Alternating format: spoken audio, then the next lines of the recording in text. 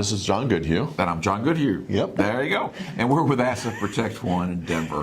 We're here today to talk to you about another rule of retirement that we think is, quite frankly, not good.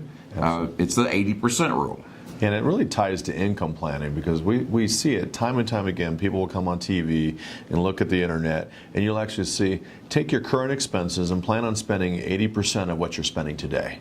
And my question to you is, which 20% of all the things you want to do, your bucket list things, the things you want to do for your kids, maybe your grandkids, what 20% are you going to cut out? Absolutely. When you start looking at your lifestyle, and the reality we think about when you tie it to the 5-year increments, remember the go-go years, the slow-go, and the no-go, you really want to focus on spending more early in retirement so that way you're not sacrificing things and have regret later on. Yeah, we always say you don't want the 80% rule, you want the 120% rule. Yep. Let's spend 20% more than what you were spending when you were working. Remember, after you retire, you only have maybe, from 65 to 80, 15 good years if you're still healthy.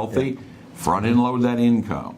Absolutely. It really comes into your cash flow, not necessarily the amount of assets you have. Because the reality, if you're relying on your assets to drive your income and you suffer big losses 5 years prior to retirement and 5 years after starting retirement, you're less likely to get there. And the reality is you might be forced to have to cut expenses to get to the end. Right. And also, people tell us this, well, okay, what happens when one of my spouse dies or I die, then I'm going to be able to reduce my expenses. Yes. And it's hard to do that because the reality of it is when your spouse passes away or you pass away yourself, there's a lot of loneliness that you're trying to fill the void. So your friends, your family are inviting you out to breakfast, lunch, dinners.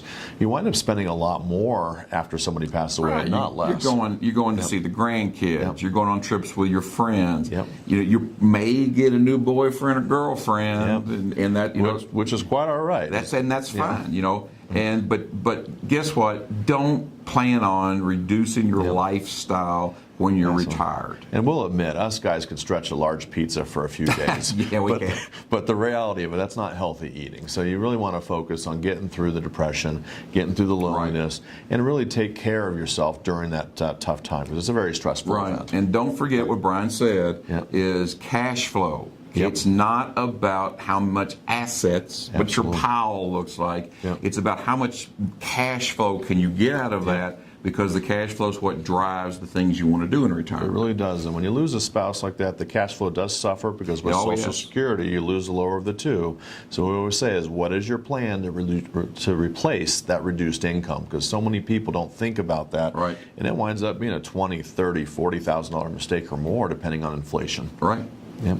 Well, thank you so much. If you have any questions about any of this or anything else about your retirement years, please give us a call at our office here in Denver. Thank you. Thank you.